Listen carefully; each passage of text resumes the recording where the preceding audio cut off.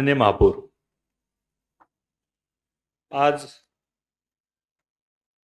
पुण्यनगरीच्या प्रथम नागरिक म्हणून आपली या ठिकाणी बिनविरोध निवड झाली, त्याबद्दल मी मनपूर्वक आपलं अभिनंदन करतो। त्याचप्रमाणे पुण्यनगरीचे उपमहापौर म्हणून एक चळवळीतला कार्यकर्ता, माझा मित्र आदरणीय परशुरामजी वाडेकर साहेब यांचंही उपमहापौरपदी निवड झाली, त्याबद्दल त्यांचं मनपूर्वक अभिनंदन करतो। खरं तर भारतीय जनता पार्टीतच हे होऊ शकतं की एका सामान्य कुटुंबातनं राजकीय प्रवास करत असताना एका मोठ्या पदावर संधी ही या पार्टीने आपल्याला दिली। खरंय, धीरजजी म्हणले त्याप्रमाणे की आपल्याला एक वारसा आहे। आपल्या घराने अनेक वर्ष या ठिकाणी संघ कार्यात काम केलंय, विश्वबंधू असेल, बजरंग दल असेल आणि आता भारतीय जनता पार्टी। परंतु आता माननीय महापौर, आपण या सभागृहाच्या नेता आहात, या शहराचे नेता आहात, त्यामुळे आपल्यावर एक वेगळ्या प्रकारची जबाबदारी माननीय महापौर येऊन ठेपली आहे।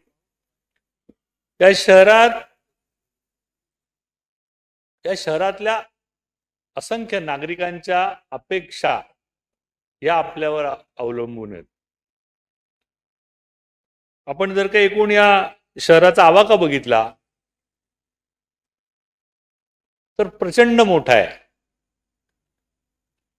म्हणजे वाघोलीपासून सूसपर्यंत जर का हा संपूर्ण नागरीकरण बघितलं तर एक मोठं आव्हान माननीय महापौर माझ्यासह आपल्या सगळ्या सभासदांना आणि आपल्याला आहे। त्यामुळे प्रशासनाला सोबत घेऊन या प्रचंड मोठ्या आव्हानांचा सामना आपल्याला करायचा आहे। प्रचंड मोठे नागरिकीकरण, त्यातून उद्भवणाऱ्या रोजच्या वेगवेगळ्या समस्या, या सगळ्यांवर निश्चितपणे उत्तर या सभागृहाला काढायचं आणि त्या सभागृहाचं नेतृत्व माननीय महापौर आपण करणार आहे। मला खात्री आहे की आपण खंबीरपणे हे आव्हान पेलताल, हे शिवधनुष्य पेलताल। आदरणीय या देशाचे पंतप्रधान नरेंद्रभाई मोदी यांनी एक वर्किंग कल्चर या देशात आणलं। एक वेगळं स्वरूप राजकारणाला त्यांनी कामाच्या माध्यमातून कार्यकर्त्यांनी कसं सामोरं जायचं याचं उदाहरण त्यांनी घालून दिलं, परिपाठ घालून दिला। 18 तासातनं कार्यकर्त्यांनी कसं सामोरं जायचं याचं उदाहरण त्यांनी घालून दिलं, परिपाठ घालून दिला। 18 तास स्वतः काम करून आपण बघत असताल, आपला केंद्रीय मंत्री मुरलीधर अण्णा मोहोळ आपल्या समोरचं उदाहरण आहे। एका सामान्य कार्यकर्त्याला महापौर केलं, खासदार केलं आणि मंत्री केलं, परंतु आता वैयक्तिक आयुष्यातनं बाजूला पडून पूर्ण वेळ हे राष्ट्रासाठी समर्पित भावनेनं काम करावं लागतं। त्यामुळे वर्किंग कल्चर आणलंय। त्याच वर्किंग कल्चरमध्ये या राज्याचे आपले मुख्यमंत्री आदरणीय देवेंद्रजी हे काम करतात आणि आपण बघत असताल की ते सुद्धा या राज्याच्या अनेक समस्या आणि या राज्याच्या प्रत्येक बारीक बारीक बारीक गोष्टींवर लक्ष ठेवून असतात। या शहरावर तर विशेष प्रेम या राज्याच्या मुख्यमंत्र्यांचं आहे। किंबहुना मी असं म्हणेन की प्रत्येक छोट्या खेड्यापासून पुणेसारख्या सगळ्यात मोठ्या शहरापर्यंत ते लक्ष ठेवून असतात आणि पुण्यावर तर विशेष लक्ष आहे। आणि त्यामुळे त्यांनी या शहराचा श्री गणेशा करायचं ठरवलंय आणि श्री गणेशा केलाच आता। पूर्ण हे शहर बदलण्याचा मानस त्यांनी ठेवला। त्यातनं अनेक मोठ्या प्रकल्पांची जोड मी केंद्र सरकारचं अभिनंदन करेन की त्यांनी एक मोठा भरीव निधी या शहराला आत्ताच मान्य केलाय आणि त्यातनं मोठं बदलाव या शहरात होणाऱ्या आणि हे सगळे बदलाव माननीय महापौर आपल्या नेतृत्वाखाली आपल्याला करायचे. आपण सिंहगड रोड परिसरात निवडून आलात, आपल्याला तिथल्या अनेक समस्या माहित आहेत, त्या समस्यांवर आपण वेळोवेळी आवाज उठवलात. परंतु माननीय महापौर आता आपल्याला वाघोलीतल्या पण समस्यांवर बघायचंय. आपल्याला माननीय महापौर सातारा रोडला जायचंय, सोलापूर रोडला जायचंय, नगर रोडला जायचं, अशा सगळ्या एकत्रित विचार आपल्याला करावा लागणार आहे माननीय महापौर, आणि आपण तो करताल. आपल्या क्षमता आम्हाला सगळ्यांना माहित आहेत आणि त्यामुळं आदरणीय देवेंद्रजींच्या जो विजन डॉक्युमेंट आपण मध्ये पाहिलं त्याला आपण होतात, आपण ते पाहिलंही असेल, या सभागृहातले अनेक लोकांनी ते पाहिलं असेल.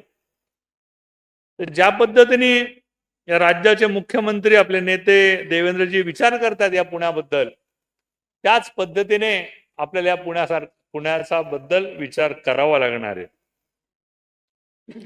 आज मी माझ्या सगळ्या विरोधी पक्ष नेत्यांचं अभिनंदन करणार आहे, त्यांचे आभार मानणार आहे.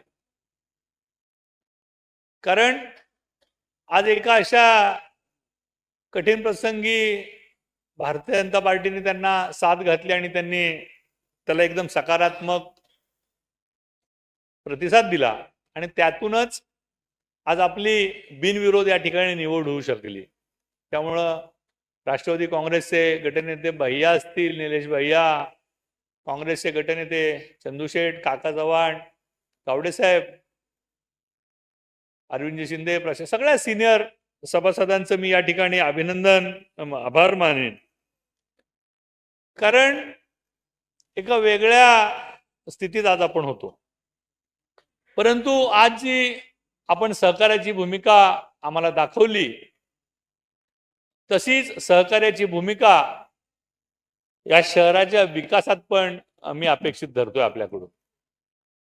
कारण प्रशासन आणि हे सभागृह अशी दोन चाकं आहेत, जगन्नाथची दोन चाकं शिंदेसाहेब आपण म्हणलात, तर हे एक चाक आहे. या चाकाची दोन चाकं तुम्ही करू नका. या चाकाची दोन चाकं झाली की ते चाक सुसाट पळेल, आणि त्यामुळं हे चाक एकत्र ठेवा आणि हे निश्चितपणे तुम्ही करू शकता. तीन चाकं पण करू शकता, दोन चाकं पण करू शकता आणि एक चाक पण करू शकता. तर माझी विनंती आहे आपल्या सगळ्यांना की आपण भविष्यात पण या शहरासाठी काम करू. जवळपास 9 वर्षानंतर ही जनरल बॉडी अस्तित्वात आली, म्हणजे पहिले 4 वर्ष आणि 17 नंतर एकदम 26 ला अनेक सभासद नवीन आहेत. माझी सगळ्या नवीन सभासदांना विनंती आहे की या सभागृहाची एक खूप उंच परंपरा आहे. आता भया म्हणला महात्मा ज्योतिबा फुले या सभागृहाचे सभासद होते, नाग गोरे होते, भाई वैद्य होते, मोहन धारिया होते, बाबा आढाव होते, शिवाजीबाई ढमढेरे होते, बाबूराव सणस होते. एक मोठी परंपरा, उंच परंपरा या सभागृहाची. तर त्याची उंची आपण मेंटेन ठेवली पाहिजे. या सभागृहात पूर्वी आम्हाला हात वर करायला सभासदांकडे, सिनियर सभासदांकडे आधी बघावं लागायचं, विचारावं लागायचं की मी बोलू का, कारण धाक होता. आणि त्यातनच आमच्यासारखी एक पिढी तयार झाली. आपण या सगळ्या सभागृहाच्या परंपरांचा विचार नक्की करावा, माहिती घ्यावी की कोण सभासद कधी होते, कोण सिनियर आहेत. आता अनेक ज्येष्ठ सभासद नसतील या सभागृहाचे, त्यांनी नेतृत्व केलं, असे सभासद येतील, आपल्या समोर येतील.